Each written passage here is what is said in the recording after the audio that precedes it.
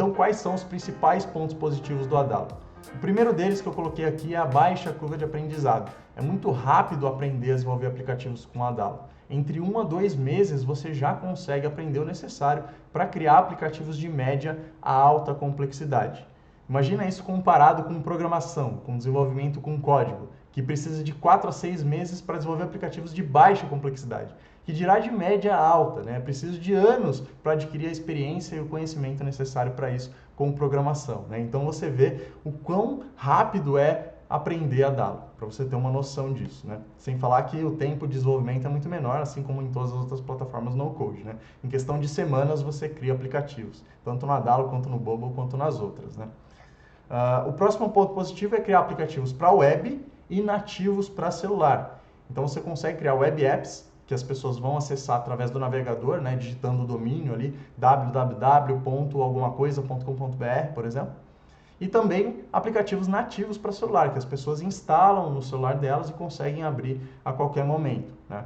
Aí já vem o próximo ponto positivo, que pelo fato de o Adalo conseguir criar aplicativos nativos para celular, é possível publicar o seu aplicativo nas lojas de apps, na Play Store e na App Store da Google e da Apple, respectivamente, né? Coisa que muitas outras plataformas no-code não conseguem fazer.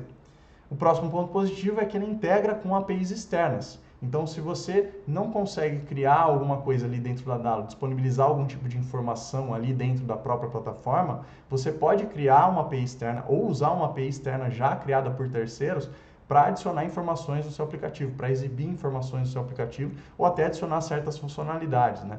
Então, por exemplo, se você precisa mostrar a temperatura de uma cidade, já existem APIs de previsão do tempo, por exemplo, que você pode usar para integrar com o seu aplicativo Adalo e exibir esse dado na tela do celular da pessoa, no seu aplicativo. Mas nem tudo são flores, né? Tudo tem pontos negativos e com o Adalo não é diferente. Então, quais são os principais pontos negativos do Adalo? O primeiro deles é que atualmente não é possível usar o hardware do celular. Você não consegue pegar, por exemplo, coordenadas de GPS e acessar dados da câmera do dispositivo da pessoa. Isso pode ser um limitante muito forte para o seu aplicativo ou não, tá? Então, depende muito do que você quer criar. Eu, pessoalmente, gostaria muito que eles disponibilizassem as coordenadas de GPS, o uso de GPS em algum componente, mas isso ainda não acontece. O próximo ponto negativo é que ainda possui poucos componentes. E não entenda mal, porque tem muitos componentes lá e é possível você criar a grande maioria dos aplicativos e dar alguma alternativa para o que você quer fazer, mesmo que o componente específico que você esteja pensando, idealizando, não exista ainda, tá? Mas realmente, ainda existem poucos componentes. Se você quer avaliar se existe um componente que você está pensando, é bom você já se cadastrar na plataforma Adalo e dar uma olhada ali na lista de componentes dele para ver o que você pode fazer em relação ao que você quer colocar ali, tá? Mas realmente existem poucos componentes comparando a outras plataformas no-code. Mas é claro que eles também estão colocando novos componentes a cada dia, então isso tende a não ser um problema no futuro. O próximo ponto negativo é que é complicado criar componentes customizados. Então eu disse que tem poucos componentes, mas por outro lado, é possível você criar os seus próprios componentes. Só que eu coloquei como um ponto negativo, porque é muito complicado fazer isso. Você precisa desenvolver o mesmo componente para 3 tecnologias diferentes, para web, para Android e para iOS. Então, mesmo que você estude para, com programação, criar esse componente customizado, ou que você contrate alguém que já domine programação para criar para você, existe uma complicação. E além de ter que criar o seu componente para 3 tecnologias diferentes, você precisa ter o seu componente aprovado pelo time da Adalo para ser colocado no marketplace deles. Então você não consegue criar um componente customizado e usar só para você mesmo. Você precisa passar pela aprovação do time Adalo para que o seu componente seja colocado no marketplace e disponibilizado para todo mundo.